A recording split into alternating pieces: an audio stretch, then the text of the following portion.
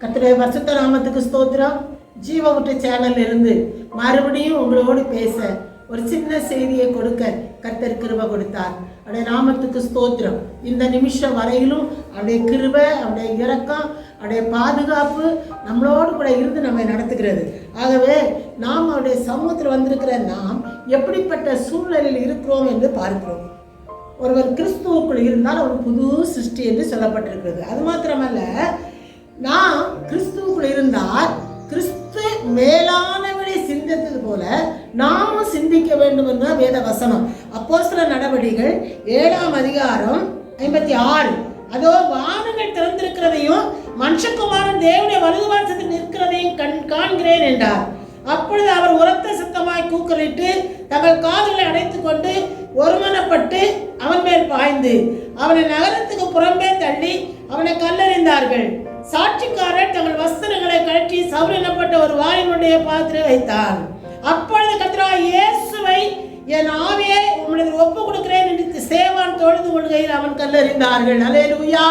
சேவான் தன்னை கல்லறிய போகிறான் என்பது அவனுக்கு தெரியும்.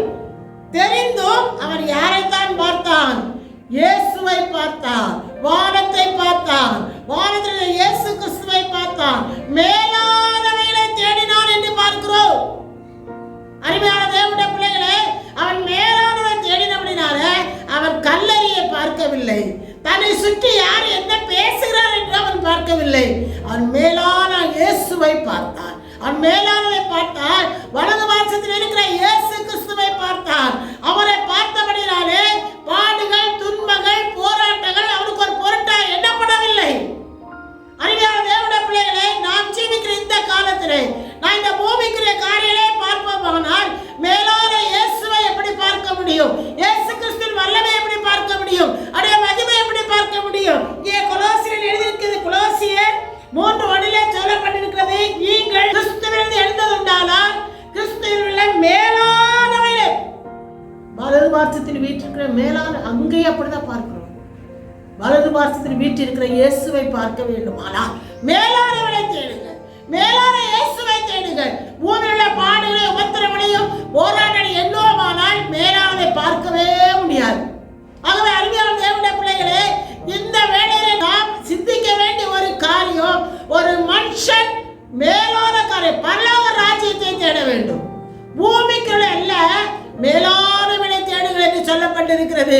நாம் எதை தேடுகிறோம்? நாம் எப்படிப்பட்டவர்களாக இருக்கிறோம்? பூமியில் அது இல்லையே, இது இல்லையே, கஷ்டம், பாடு, துன்பம், கடன், நெருக்கம், போராட்டம், இதே சுற்றி சுற்றி வருகிறோம். அதற்குள்ளாக நீங்க மேலான கதை எண்ணுவில்லானால் பரலோக ராஜ்யத்தை பார்க்கலாம். இயேசுவை பார்க்க முடியும். இயேசுவை பார்க்க வேண்டுமானால் பூமியில் உள்ள காரியங்களை நான் பார்க்க கூடாது. இயேசு உங்களுக்கு வேணுமா? பரலோகம் உங்களுக்கு வேணுமா? பூமியில் உள்ள காரியத்தை எண்ணி எண்ணி கவலைப்படக்கூடாது. அருமையான தேவனுடைய பிள்ளைகளே, நீங்கள் கிறிஸ்துவிலிருந்து எழுந்ததுண்டானால் கிறிஸ்து இயேசு வலது வாசத்தில் வீற்றிருக்கிற மேலானவைகளை நாடுங்கள். பூமிக்குள்ள அல்ல, மேலானவைகளை தேடுங்கள். கர்த்தர் உங்களோடு கூட இருந்து உங்களை நடத்த அவர்களுக்கு தேட வேண்டுமானால் பரிசுத்த ஆவி வேணும். மேலே தேட வேண்டுமானால் சேவான் பரிசுத்த ஆவியால் நிரப்பப்பட்டுதான் பார்த்தான். பரிசுத்த ஆவி இல்லைன்னா மேலே பார்க்க முடியாது. பரிசுத்த ஆவி இல்லைன்னா இயேசுவை பார்க்க முடியாது. அவன் பரிசுத்த ஆவி நிரந்தபடினால பாடுகளை பார்க்கல, அவன் பரலோகத்தை பார்த்தான். பரிசுத்த ஆவி வல்லமை பெற்று நீங்கள் பலன் அடைவீர்கள். நீங்கள் பலன் அடைந்தாதான், ஆவில பலன் அடைந்தாதான் இயேசுக்காய் வாழ முடியும். ஆகவே அபிஷேகத்தை பெற்று கர்த்தருக்கு சாட்சியுள்ள மக்களாய் ஜீவிக்க கர்த்தருக்கு உதவி செய்வார். இந்த உலகத்தின் காரை எண்ணாமல் இயேசுவை பார்ப்போம். அவர் நம்மை ஆசீர்வதித்து மேன்மைப்படுத்துவார். ஜெபிக்கலாம். எங்கள் பரலோக பிதாவே, நன்றியோடு நாங்கள் துதிக்கிறோம், ஸ்தோத்திரிக்கிறோம் ஐயா. அற்புதமான ஆண்டவரே, காலவேளையில் உள்ள மக்களுக்காக ஆண்டவரே கிறிஸ்து இயேசுவில் இருந்த மேலானவரை தேடுகிற சொல்ல கிறிஸ்து இயேசுவில் இருந்த சிந்தை உங்களுக்கு இருக்க வேண்டும் என்று சொல்லியிருக்கிறீர்கள் ஆண்டவரே. அப்படிப்பட்ட சிந்தையுடையவர்களாய் இயேசு கிறிஸ்துவை பார்க்கிற பரிசுத்த ஆவியாலே பலனடைந்து உமக்கு சாட்சியுள்ள மக்களாய் இருக்க ஒவ்வொருவருக்கு கிருபை தரும்படியாய் ஜெபிக்கிறோம். பரலோக ராஜ்ய வாசிகளாய் மாற்றோம்.